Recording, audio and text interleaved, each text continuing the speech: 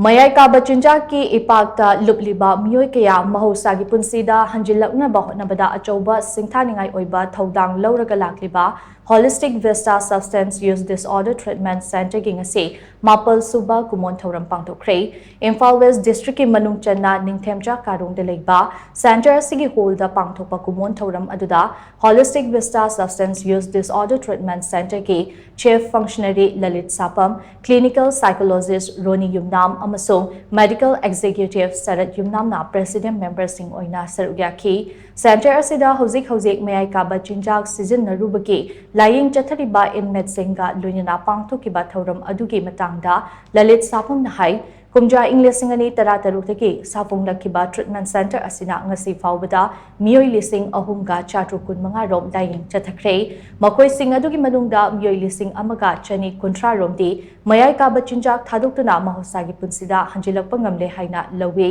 Treatment Center sida tha ahumgi laying chathaba loiduna makoi ki yumda leiraba matung chahi ani faubada aikhoigi center asina follow up ke program ama chathei Center asidagi thokhraba matungda MAYAI KABA CHINJAK sizinnaringai punsi mahing thaduktuna anoba punsirol amada khong thangjile haibasi aikhoina chathariba program asigi matingna khangba ngambadagi hairiba MEEOI lising amaga chani kuntra rom ase MAHOUSHA gi punsida hanjilakpa ngamle haina lobani amaromda hojik ase LAKLIBA naha singna masamu fanabagi damak gymda chatpagi hainabi ama chauna leirakli masi apaba khongthang ama oiragasu makhoina gymda mapung fana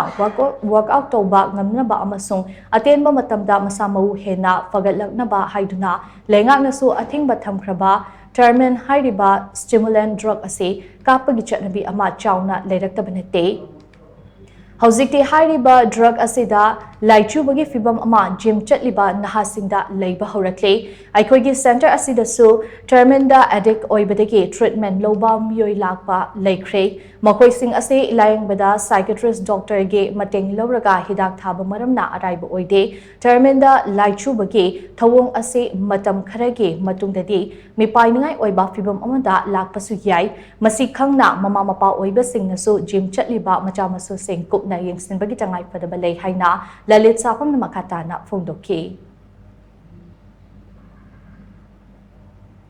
Ngasi mana saya treatment tau rakana thola kanda mana reintegration tau kato isi family tu ni adna family tu ki ignorant noi ba family tu ki ngasi treatment manung tu da yausal uya da base masih sina achouba hildren sama achouba hardan mo bi duna ma kanda treatment ayam satina kai ba achouba polam kho hen ba tare kaino da khoina phangani be achievement tu di mani sa to kan phakala ko punsi mo ona na hona bani yaraga di family sina khare ne moment pibi raga di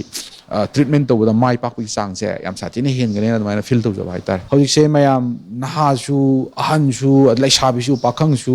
mayam ching se chanabi moina magi masa phana na bagi do honara ko matam sida gym chat pai se yam chanare ada yam lai bak thiri sina kwai to ge kanda naha mayam singina magi masa je khara hena thuna phaning bagi ni khangde yam aran ba